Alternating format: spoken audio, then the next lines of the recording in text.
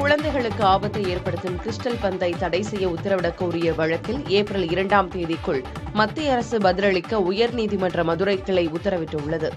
மதுரையைச் சேர்ந்த கார்த்திக் கண்ணன் என்பவர் 2018ஆம் ஆண்டு தாக்கல் செய்த பொதுநல மனுவில் தண்ணீரில் ஊற வைத்து விளையாடும் கிறிஸ்டல் ஜெல்லி பந்துகளை குழந்தைகள் விழுங்கிவிட்டால் உயிருக்கே ஆபத்தாகிவிடும் என்பதால் தமிழகத்தில் அவற்றை விற்பனை செய்ய தடை விதிக்க வேண்டும் என கோரியிருந்தார். இந்த மனு தலைமை நீதிபதி கங்காபூர் வாலா மற்றும் தனபால் அமர்வில் விசாரணைக்கு வந்தது. அப்போது தமிழக அரசு தரப்பில் ஆஜரான வழக்கறிஞர் இந்த பந்து வெளிநாட்டிலிருந்து இறக்குமதி செய்யப்பட்டு வருவதாகவும் மாநில அரசுக்கு அதில் எவ்வித பங்கும் இல்லை என்றும் விளக்கமளித்தார். மாநில அரசு தனிப்பட்ட முறையில் தடை விதிக்க முடியாது என்றும் அவர் கூறினார்.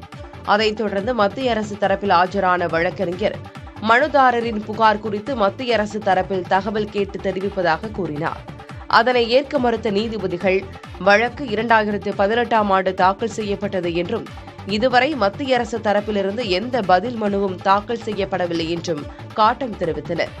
ஏப்ரல் 2ஆம் தேதிக்குள் மத்திய அரசு பதிலளிக்க வேண்டும் என உத்தரவிட்ட நீதிபதிகள் தவறினால் அரசுக்கு கடும் அபராதம் விதிக்கப்படும் எனவும் எச்சரிக்கை விடுத்தனர்.